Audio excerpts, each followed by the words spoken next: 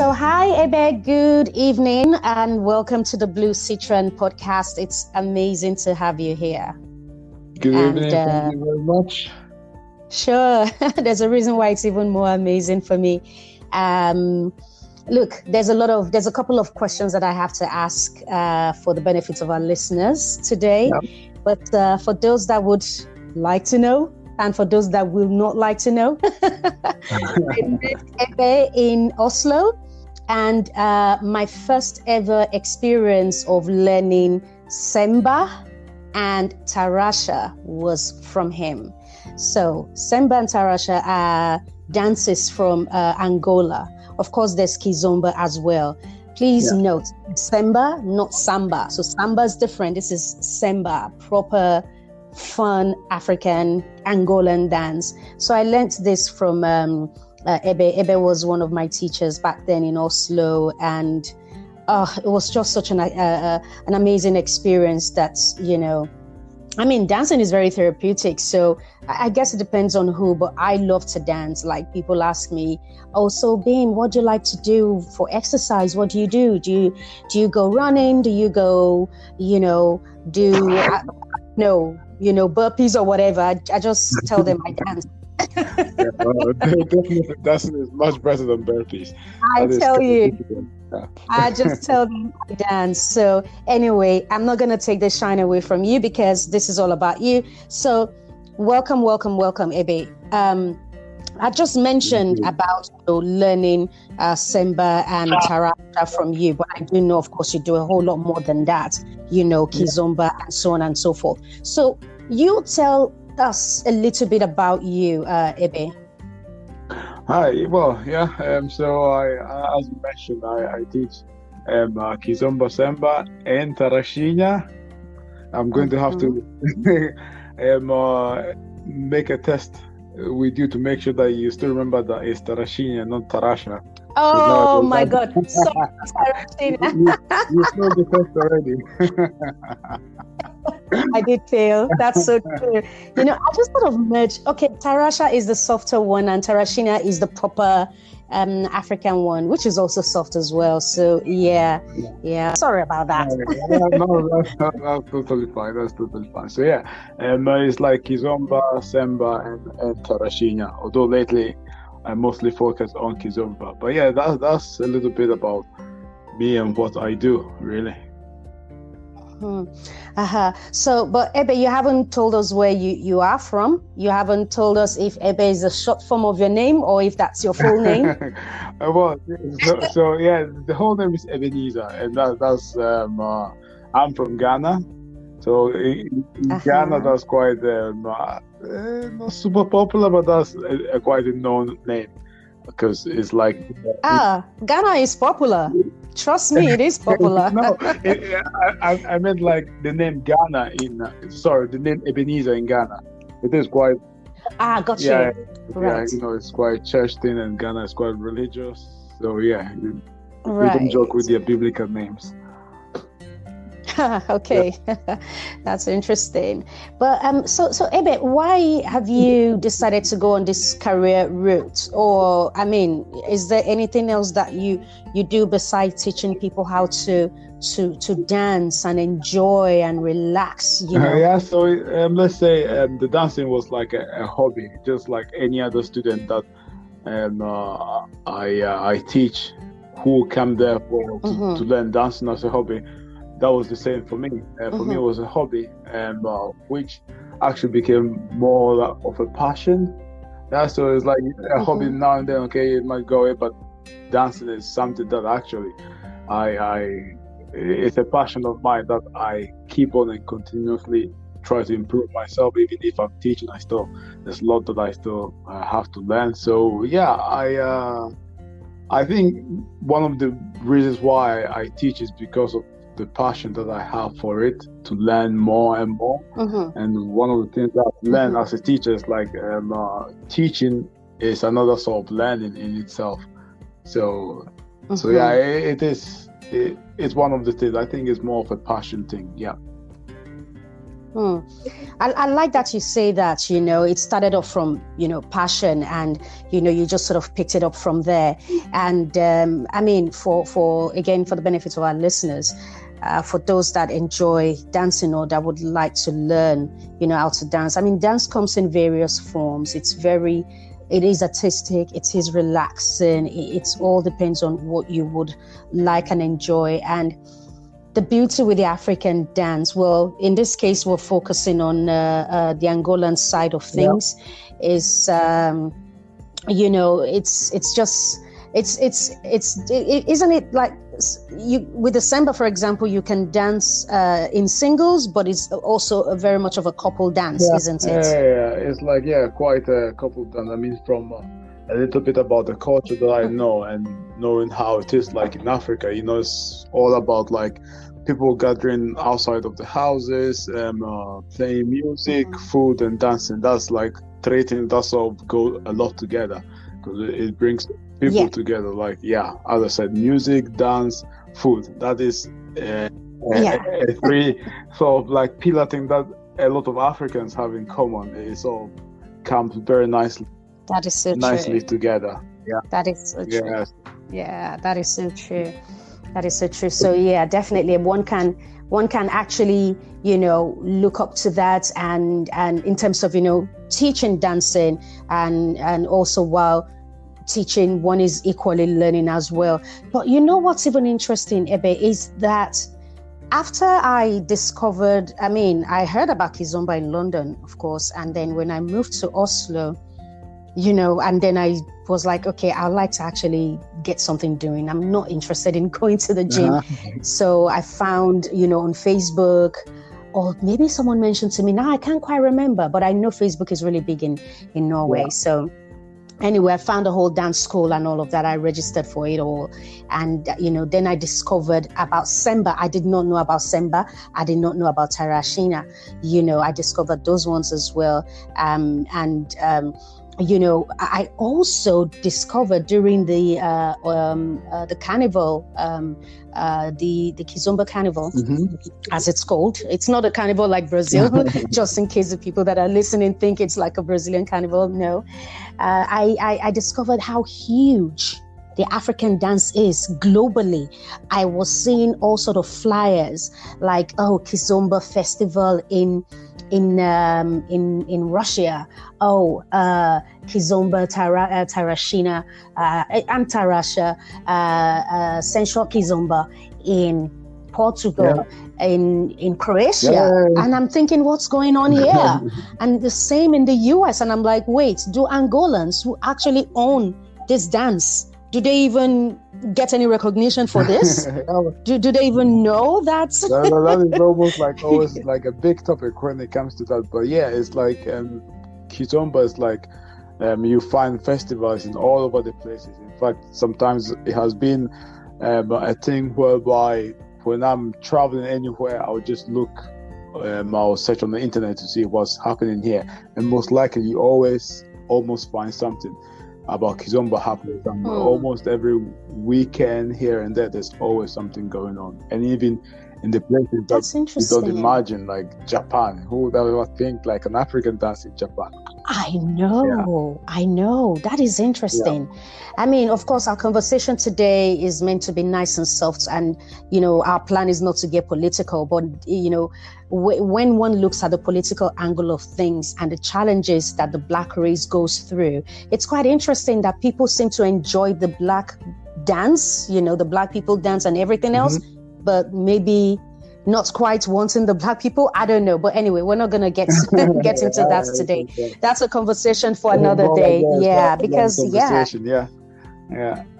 I totally agree. That, it's in Japan. I don't know about China, but I think definitely they have it there. Even in Shanghai, I've had almost everywhere you can sort of think of nowadays, they have something. Even in Ukraine, that was kind of crazy. In Ukraine, like it's like Ukraine. There's actually a few festivals down there. That's going.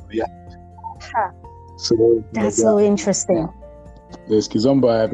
Honestly, Angola is an oil-producing country, and the economy has been based on oil forever. Of course, they also have other natural resources. They're huge in diamond as well. But that's another, sort of controversial topic that we wouldn't get into, at least not today. But if they can actually, make money and, get some sort of revenue for the country from Kizomba, I mean, that would be crazy. I know. It would. That's the way to put it here. It would. But I guess as many things in Africa, for example, our culture, in a sense, is not for sale. In a sense, it's something that people just do just to pass time. And it's just like when it has got out of Africa, it has taken a different form. And sort of almost like experimented in a different environment, and sometimes things go it's not exactly expected. So in a way, let's say it was never something that, let's say, Angolans decided to sort of like use it as a form of financial income, in a way, if you can put it that way. It's just a culture. Right. That's so interesting. Anyway, so Ebe, you've been doing this, the dancing, teaching dances and all of that. I do know that, you're not limited to just Oslo.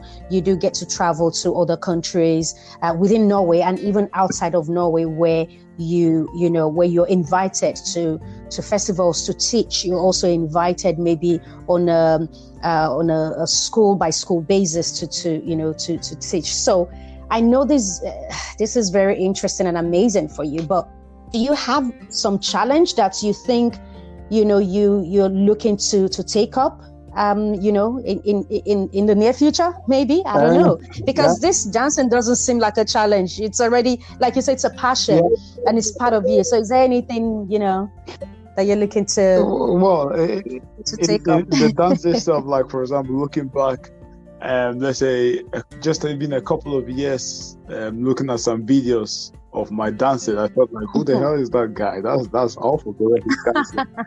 So in a way, even if I'm still teaching, I still look forward to a few dancers or teachers and see how their dance. There's a few that I like very much. So in a way, there's always rooms to grow, and especially perhaps since it's a passion of mine, I never seem to stop to see where there's growth to be made. So for me, it's always chance to grow, in a sense. And as I said, it's more of like let's say it's a hobby that I have been lucky enough for it to be something that I can actually have some finances with. So but it's more like looking forward to like improve myself and to enjoy the places that the dance will take me. Fantastic. I really like that. So do you have it? I mean, obviously, the world is on some sort of lockdown. It's opening up gradually, but travel has become very tricky for, a lot of people right now. So I'm guessing nothing is happening in terms of festivals and maybe educational travel to go, teach, this dance, at least for 2020. So maybe 2021, you have some things in the pipeline. So as you mentioned, okay, so now in Oslo, for example, things are slightly clean up a little bit, and in fact perhaps we might start our classes back again next month, perhaps. Obviously always looking at how things are evolving, but there was, for example, there was a few festivals that had booking to going to Sweden, in Estonia, and places that obviously things are what they are now. So it's just a matter of sort of postponing this to the next year, really, and also new sort of bookings to come up. So it's just a matter of using this time to enjoy some of the music that I've not been listening for a while, and to improve some of the things that I need to improve as a teacher and as a dancer, and we'll go for what comes up. Fantastic. But Ebe, we've been talking a whole lot about, obviously what you teach, which is, Semba, Tarraxinha, and right now you've been doing more of Kizomba. Yeah. But you haven't said anything about any of the Ghanaian dance. And you are Ghanaian. So tell us. Okay. First of all, I think Ghanaian dance. Yeah. Okay, I'm not very good at dancing actually when it comes to Ghanaian dancing. In a sense, I mean, most of my cousins and friends don't even believe when they say that I teach, because naturally, usually I would have been more of like a shy guy, perhaps, kind of character. So I am actually starting to enjoy Ghanaian music now than I used to do before. Let's say there's a lot of Ghanaian dances actually. I mean, there's some of the famous ones such as Azonto, for example, which is quite popular and still going on. In terms of traditional dances, I know there's one called Adwa, which has got nothing to do with entertainment, but that's everything has got to do with entertainment in Africa. With entertainment, yeah. This one is more like ones that I might be saying this wrong, but I believe ladies dance it as opposed to men. Maybe men dance as well. All the Ghanaians might be wanting to kill me now anyway for not knowing this properly. Yes, something called Adwa, and usually I've always seen it done at funerals or like ceremonies whereby maybe kings are there or something like that. And that's when they do this sort of dancing. Like, it's usually like a praise, something to praise, a dance to praise in a way. Basically, ladies moving, dancing, like making steps by steps and doing sort of like hand gestures, almost in a way of tying a rope or something like that.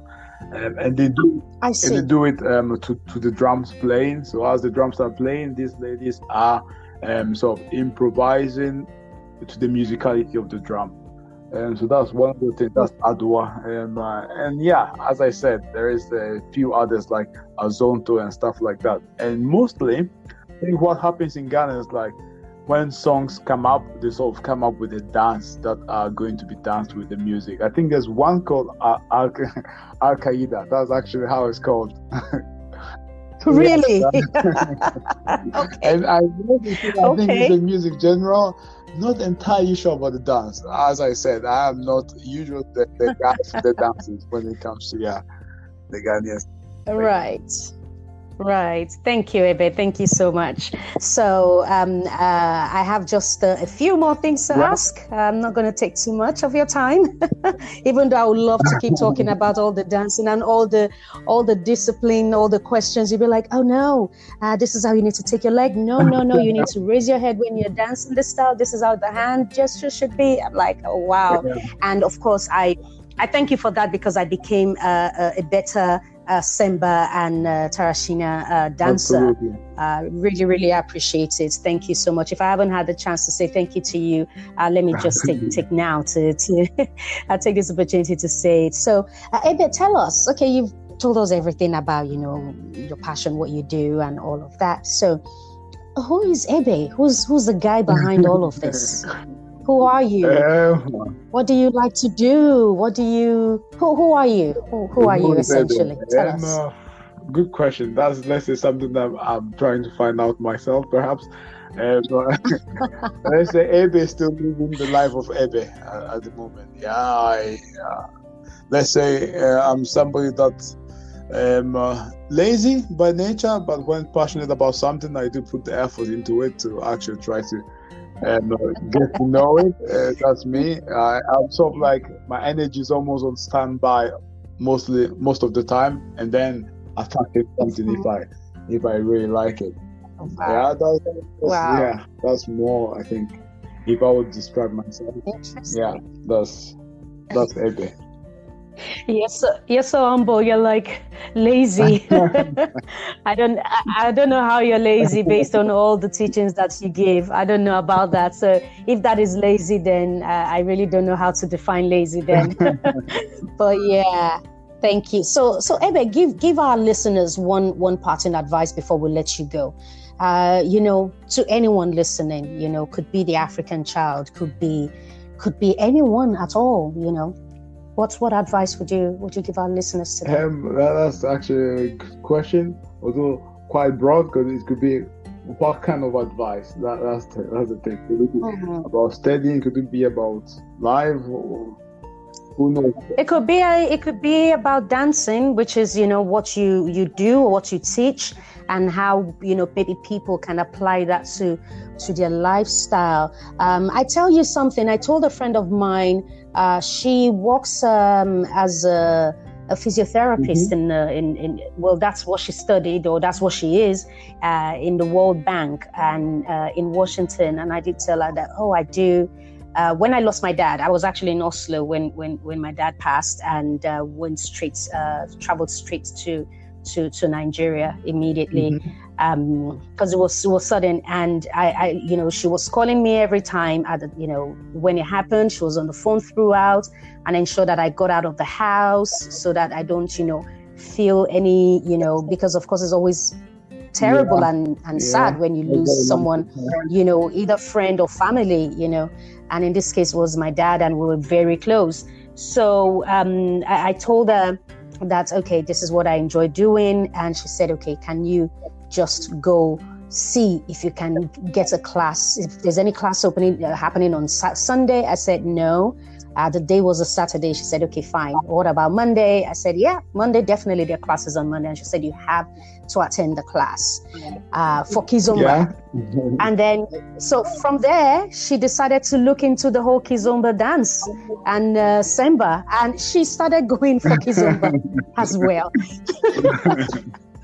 So we met again last year in Croatia for my birthday. And she said, you know what? Because of you, I started dancing Kizomba. I find it so soothing. I find it so calming after I've worked the entire day and I'm tired and I've, done everything for the kids and I just want to have, my me time. I just go for a Kizomba class, or maybe just turn on the YouTube and just watch a, Kizomba dance if I don't have time to go to class. I was like, really? Wow, please bring me.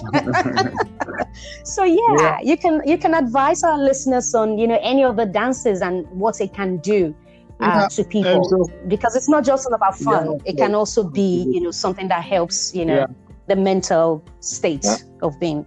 I think it's important to just know what kind of person you are and what is it that you really like. When you like something, you might complain less about it in a way and try to enjoy it. For example, one of the reasons why I dance Kizomba, I've tried other dances and stuff like that, but I feel like Kizomba is me in a sense. That is my way of calmness, my way of enjoying music, enjoying the energy. I feel like I can really get into it, for example, when I'm doing that. I don't really need anything else. It's something that I truly enjoy. If I could stop anything and do that, I could just totally do that. So it's important to really know what makes you happy. If something is not making you happy, it's sort of pointless doing that, because otherwise it will be just feeding you negative energy in a way, and that is not something that will not lead you anywhere in life.